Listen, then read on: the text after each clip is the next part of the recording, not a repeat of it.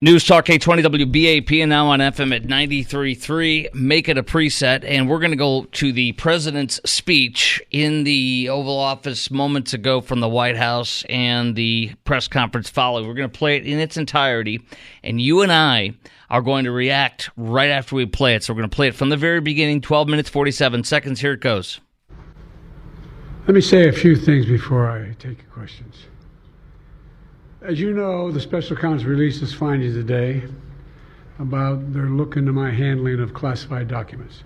I was pleased to see he reached a firm conclusion that no charges should be brought against me in this case. This was an exhaustive investigation going back more than 40 years, even into the 1970s when I was still a new United States Senator. The special counsel acknowledged I cooperated completely. I did not throw up any roadblocks. I sought no delays. In fact, I was so determined to give the special counsel what he needed, I went forward with a 5-hour in-person interview over 2 days on October the 8th and 9th of last year, even though Israel had just been attacked by Hamas on the 7th and I was very occupied. It was in the middle of handling an international crisis. I was especially pleased to see special counsel make clear the stark distinction and difference between this case and Mr. Trump's case. The special counsel wrote, and I quote, "Several material distinctions between Mr. Trump's case and Mr. Biden's are clear," continuing to quote, "Most notably, after given multiple chances to return classified documents to avoid prosecution, Mr. Trump allegedly did the opposite. According to the indictment, he not only refused to return the documents for many months, he also obstructed justice by enlisting others to destroy evidence and then to lie about it. In contrast," he went on to say, "Mr. Biden turned in classified documents to the National Archives and the Department of Justice, consented to the search of multiple locations, including his home, sat for a voluntary interview, and in other ways cooperated with the investigation," end of quote. I've seen the headlines since the report was released about my willful retention of documents.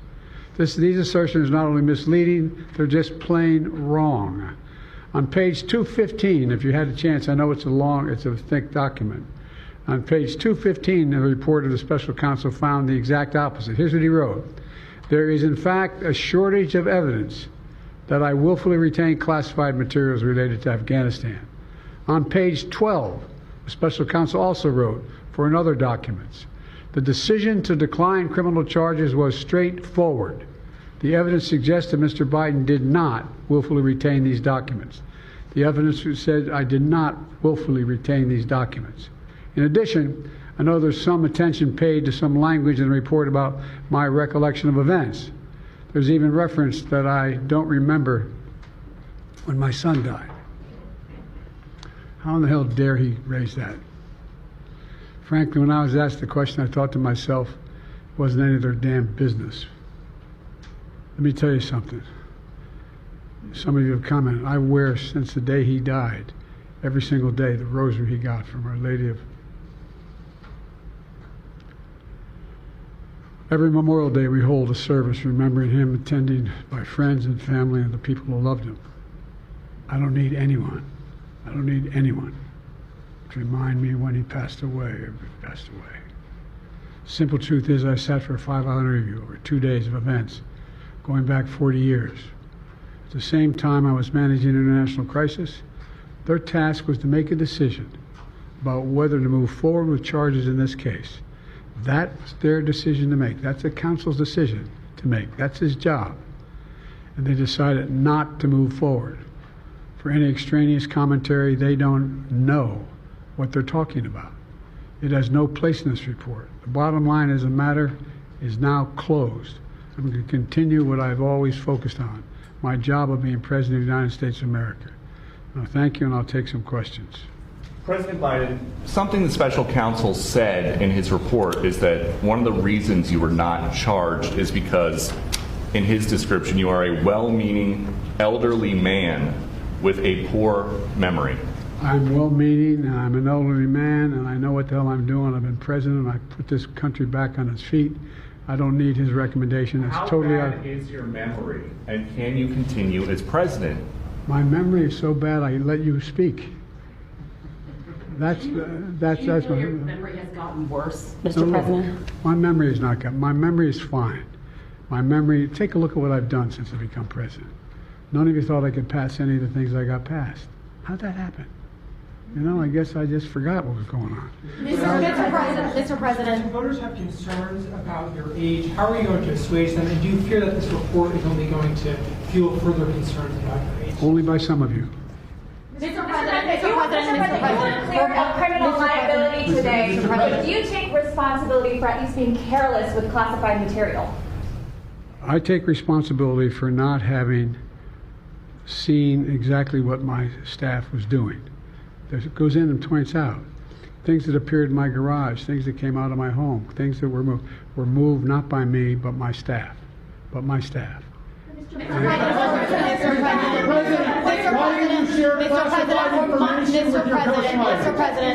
Mr. President, for months when you were asked about your age, you would respond with the words, "Watch me." Many American people have been watching, and they have expressed concerns about your age. That is your judgment. That is your judgment. That is not the judgment of the press. They express concerns about your mental acuity. They say that you are too old. Mr. President, in December, you told me that you believe there are many other Democrats who could defeat Donald Trump. So why does it have to be you now? What is your answer to that question? Because I'm the most question? qualified person in this country to be President of the United States and finish the job I started. Do you believe that?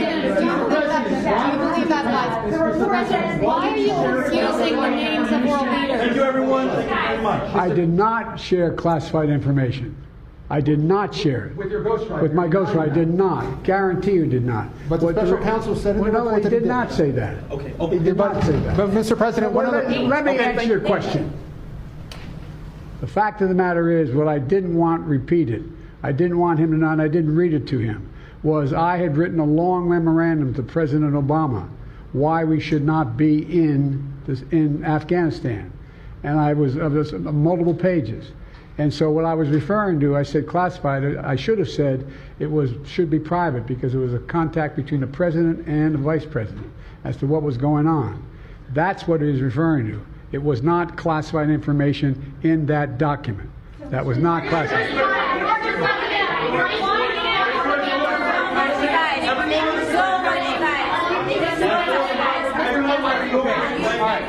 He called on me.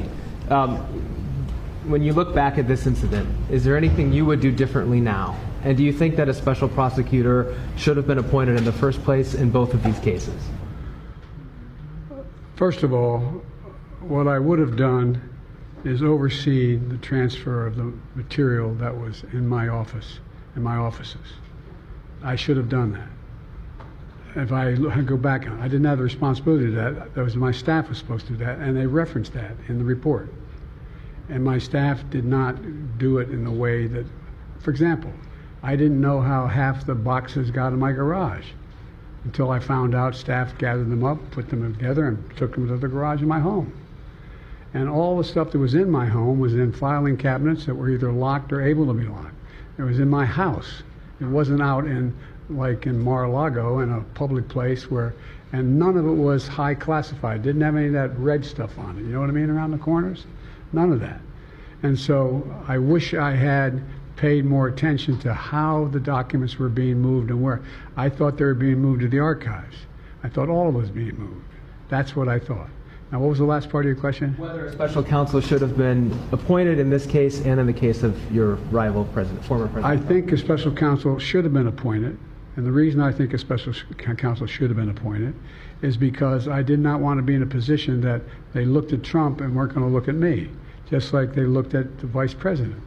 And the fact is they made a firm conclusion. I did not break the law, period. Thank you all very, very much.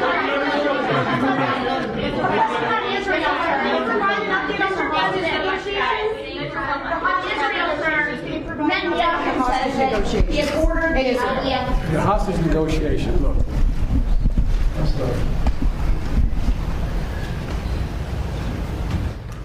I'm of the view, as you know, that the conduct of the response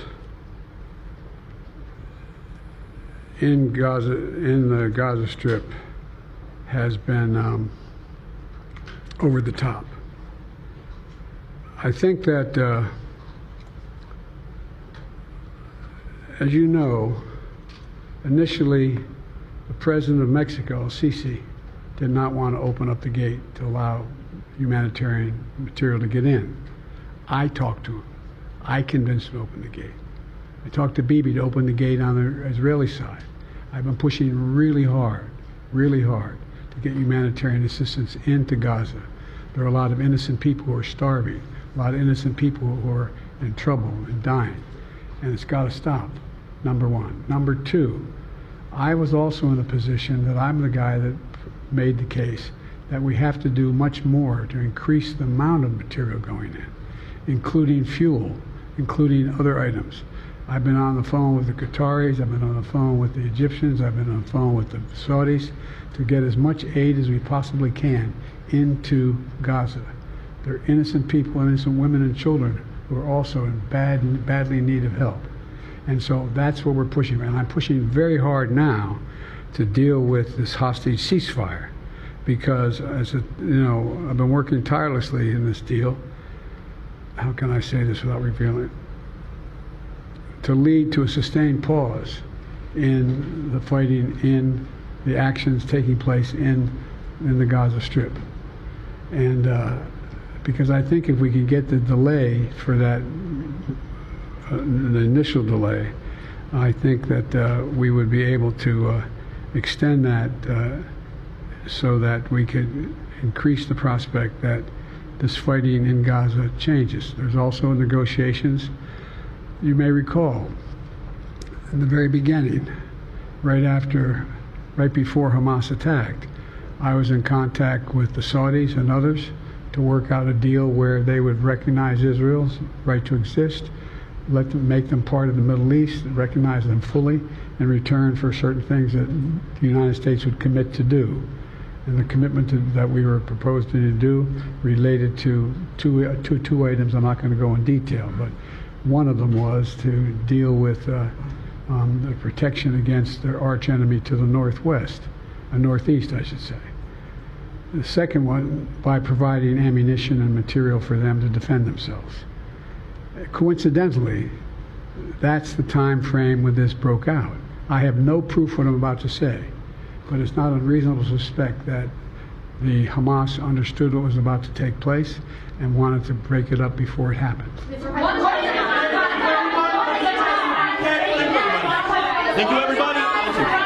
And that's the end of the press conference that he just held a little while ago. We wanted to re-air it in its entirety so that you and I could react to it in real time now that we played it.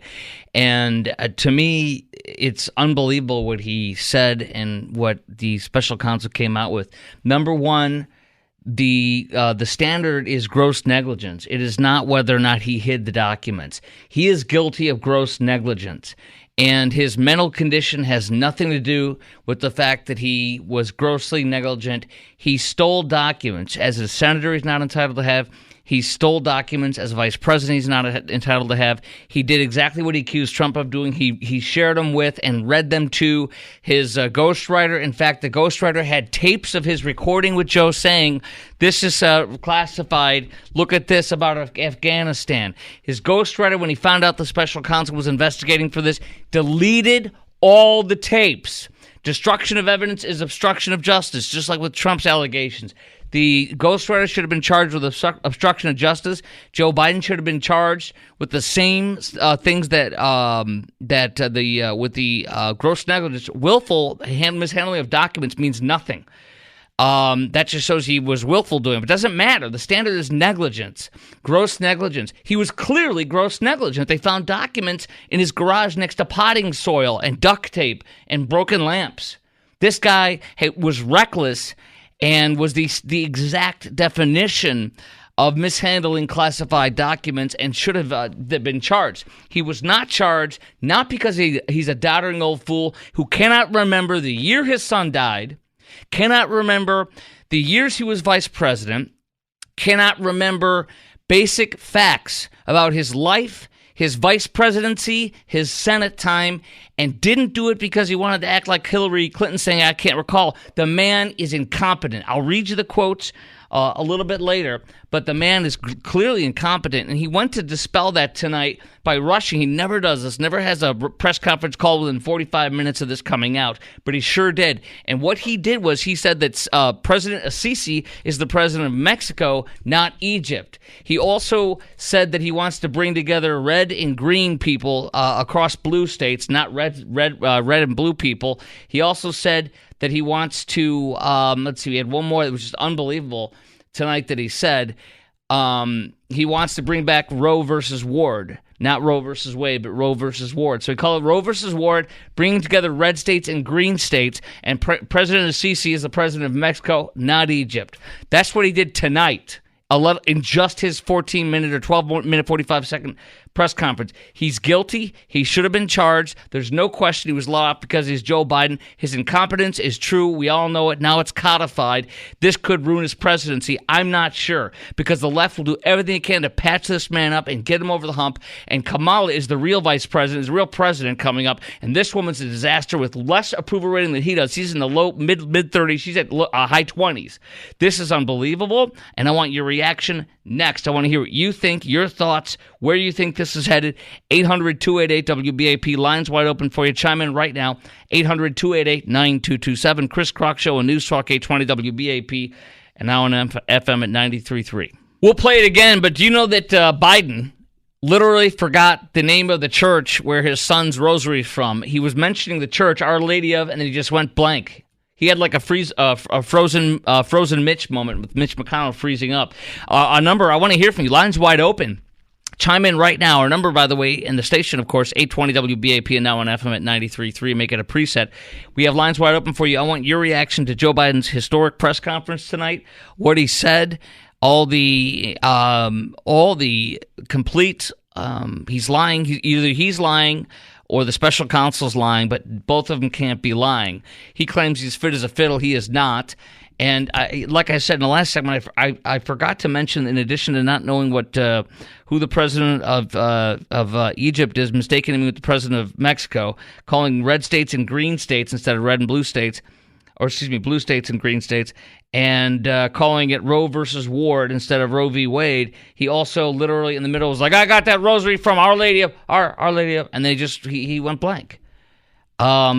He's clearly not there, but people are going to say, well, he's got to relinquish. People thought on Fox News, they thought that this was it. He's going to hang it up and have a press conference announcing Kamala is taking over. Not the case. Let me tell you, this guy's not going to step down. He is going to go down in colossal flames, but he will not step down because he has the keys. He has the keys, and they ain't going to take those keys away from him. They're going to try, but he ain't going to let them. I want to hear from you, though. Lines wide open. Chime in right now. Some questions for you on this. Do you think this is the end of Joe Biden's presidency, whether he realizes it or not? Do you feel this case is totally rigged like it was for Hillary? Does the bad description of Biden's mental frailty and the old age show that he really can't be president anymore to you? And is the DOJ once again deciding for the judge and jury ahead of time, which is not their job, which is exactly what they did? Let's go to Greg in Little Elm. You're on News Talk 820 WBAP and now on FM at 93.3. Hey, Greg. Hey, Chris, man. This guy is lying out his behind. I think he's just telegraphing information, just kind of like make him look like he's God and Trump is the devil, about saying, oh, I did everything correct. And then Mr. Trump didn't do anything the way it was supposed to be done. And this guy is just lying. He should, be kicked out of office. But let me put you on hold. I don't want to rush this. Can you stand by, Greg? Yeah. Stand by, brother. All right, we'll let you finish off. I want to hear from you, too. We got 4 lines open for you. Chime in right now, 800-288-WBAP, 800-288-9227. Your reaction to President Biden's angry, denying, forgetting, memory loss still happening, and then this damning report saying he is so out of it and so forgetful and memory is so bad, he's so old and frail that he simply can't remember key dates, like when his son died or like when we were in Afghanistan and like when he was vice president. Unreal. Unfreaking real. 800-288-WBAP. I want to hear from you next on News Talk 820 WBAP and now on FM at 93.3. You're going to hear Also, when he got angry, I want to play that again. When he got angry at that at the special counsel, 2 lines open. 800-288-WBAP. In addition, I know there's some attention paid to some language in the report about my recollection of events. There's even reference that I don't remember when my son died. How in the hell dare he raise that? Frankly, when I was asked the question, I thought to myself, it wasn't any of their damn business. Let me tell you something. Some of you have commented, I wear since the day he died, every single day, the rosary he got from Our Lady of...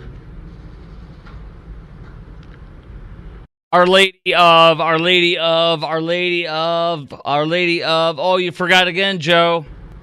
Every Memorial Day we hold a service remembering him, attended by friends and family and the people who loved him. I don't need anyone to remind me when he passed away or passed away. Apparently you do, brother man. So it is what it is. Joe Biden giving a impromptu 45-minute notice press conference, which is highly unusual. He once again misidentifies presidents of different countries and says several errors again and forgets what church he was referring to in that segment soundbite I just played for you.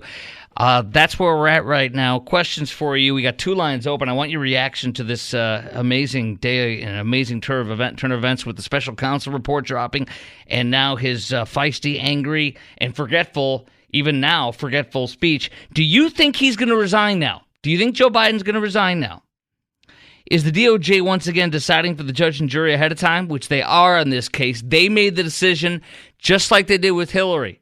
Oh, he's old and doesn't know anything. He forgets everything, like when his son died and when he was vice president, about Afghanistan. He forgets what generals. He was for a general, and now he says he was against that general in the deposition. He has no freaking idea what's going on. So, do you think the DOJ once again is deciding for the judge and jury ahead of time?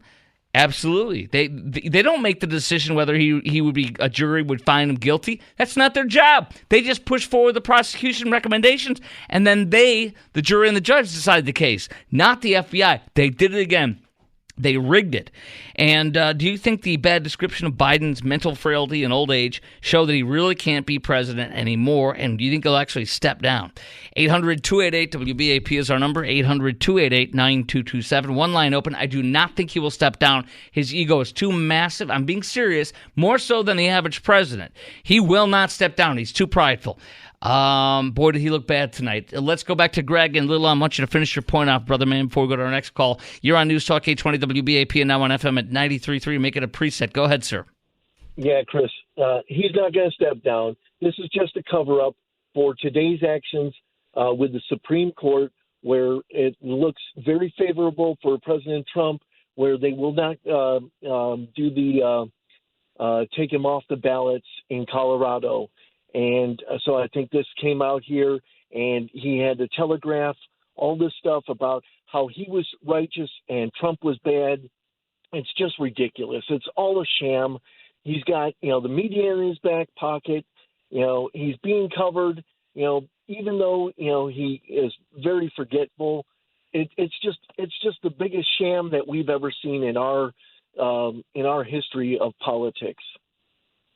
Well, Greg, I appreciate your call, and I look forward to your next one, brother. We have 1 line open. 800-288-WBAP is our number, 800-288-9227. Let's go to Joe. Actually, yeah, Joe in Grapevine. You're on News Talk 820 WBAP and now on FM at 93.3. Hey, Joe.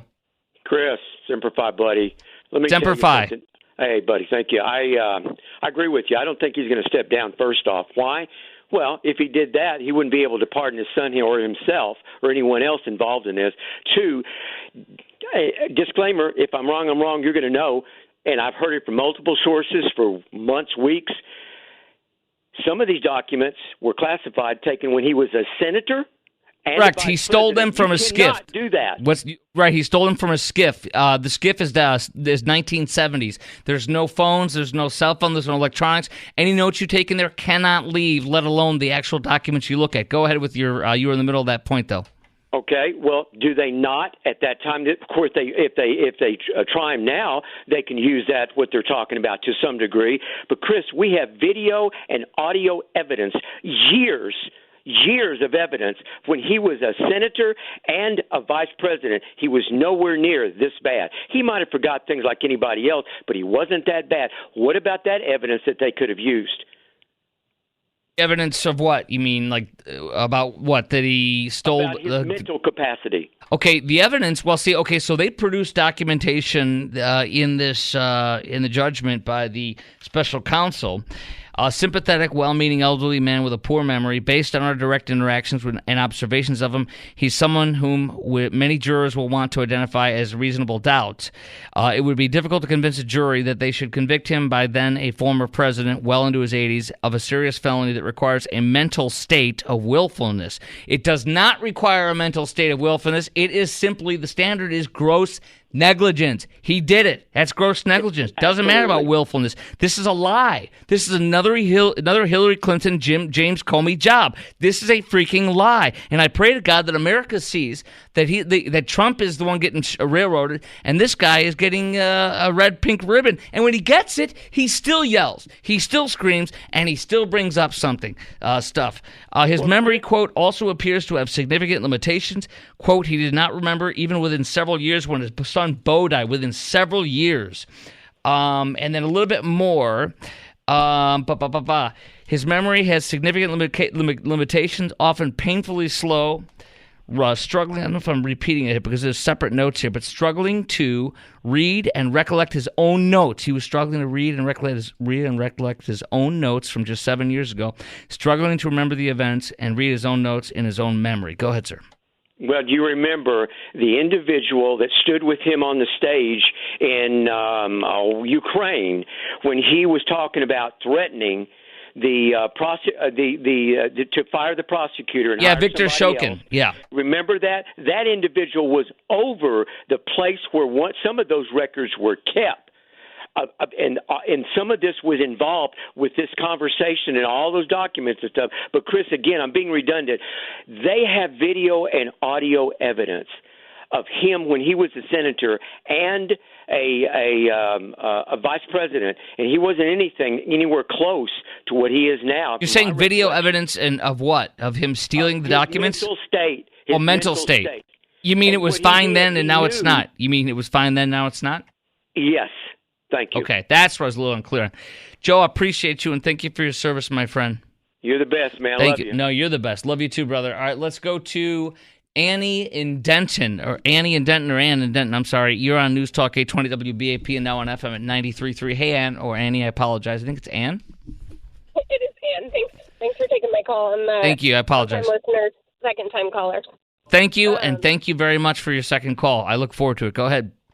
Yeah, absolutely. I think that he is incompetent. I think he's senile. I think he has no idea what's going on.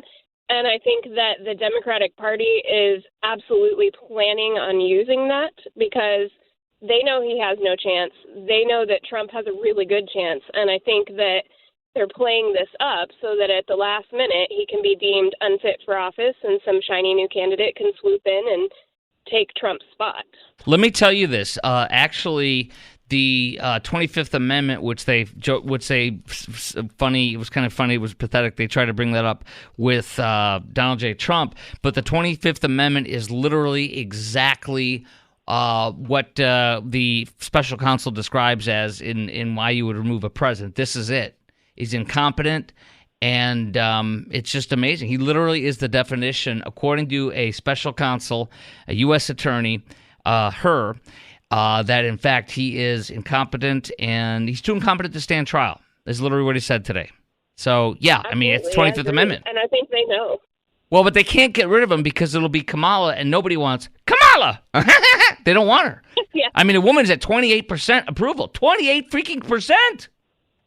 And either one would be a nightmare. I just think that they are scrambling and that he's not even in on it. I just think they are absolutely planning on bringing in someone, maybe Newsom or somebody who they think can beat Trump.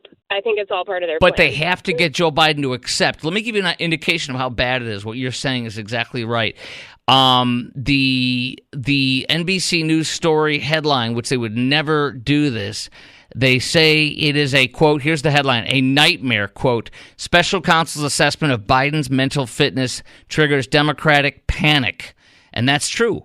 Polls have long found the questions of his age and mental abilities have plagued Biden's standing with the public, but a nightmare described by NBC News among the Democrats, but they can't get him out. He's not going to give up the keys. Tell me this, who's going to convince him to get out, that wants him to get out? Absolutely no one. He would have to be forcibly removed. We're going to watch, yes, and they're not going to do that to him because it'll destroy their party. We're watching the beginning of a flaming Led Zeppelin going down. That's what it is. This is the Hindenburg.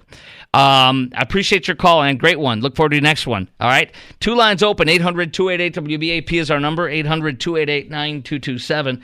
That's 800-288-WBAP. I've got more audio if you haven't caught the president's press conference tonight where the liberal mainstream news, I think it's either NBC or CNN, says, you say watch me all the time, but the people have been watching you, and they say ...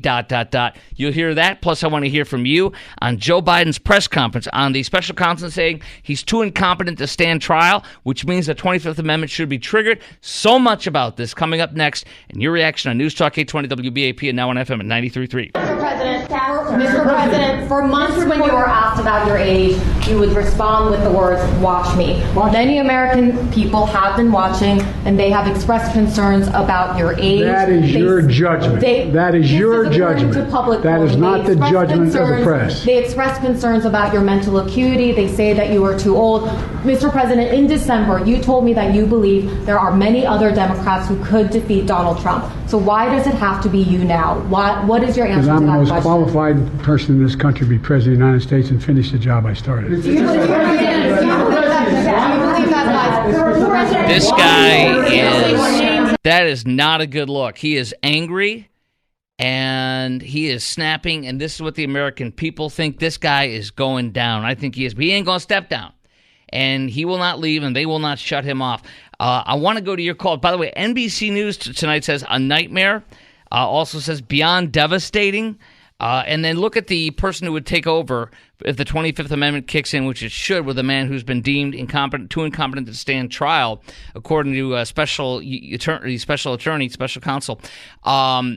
Look at Kamala, who would take over. She has plummeted. She has a 28% positive view in the latest poll, and she is now viewed negatively by 53% of registered voters. Dude, so she's 28% approval, 53% disapproval. Dang, y'all. We are in a good spot for this, but don't count your chickens before they hatch. Do you think this spells the end of the Joe Biden presidency? Do you think he'll resign over this? Is the DOJ once again deciding for the judge and jury ahead of time, which is what they did in this case, truthfully? And do you think it's totally rigged, as I do, this whole case with the special counsel documents? And how does the bad description of Biden's mental frailty and old age show that he does it really show that he shouldn't be president anymore? To you, 800-288-WBAP is our number, 800-288-9227 on News Talk 820 WBAP and now on FM at 93.3. Make it a preset. Let's see here. Let's go to Keith. Oh, no, Ken. Ken in Arlington. You're on News Talk 820 WBAP and now on FM at 93.3. Hey, Ken. Hey, Chris. Hey, I want to know what kind of juice or shot they gave him to boost his memory, because, I mean, if you listen to 75% of his speeches, they're all slurred. And this one was slurred a little bit, but, he was, saying some of his words clearly and all that other stuff. And, he did identify the president of Egypt as the president of Mexico. He did identify, instead of red and blue states, he said blue and green states. And he did say he wants to bring back Roe versus Ward instead of Wade. Sure. That was tonight alone in his angry speech. Yeah, and my grandmother and my mom passed away from Alzheimer's, and I just wish, whatever he's on, they had, because, you want to listen to some of the conversation, but one of these days he's going to say, I'm president in name only, Obama and Soros is running the show. Yeah, well, I think the fact of the matter is that he won't step down, and So I disagree with you. Here's what I disagree with you on. You said that he must have had some medicine. This is what's on the line. Everything's on the line tonight. This is where he had to put everything into it because this is his ability to stay as president or not. And so I think that's why you saw a sharper Biden tonight. For that reason, Ken, I appreciate your call tonight. Well, I think he's going to stay. I think he's going to stay in there because he's going to be a scapegoat for everybody else that's pulling the strings. And as long as he stays in there, he's going to be subject to the blame for everything. We'll see, brother. I appreciate your call. We're going to pop you on Deb in Fort Worth real fast. Go ahead, Deb. You're on News Talk 820 WBAP and now on FM at 93.3. Hi, Chris. Thanks for having me. Before I say anything, I do want to tell you this is my first time to call you. Well, hold on a second. Then you get a special thing. I might not want to rush this. Hold on.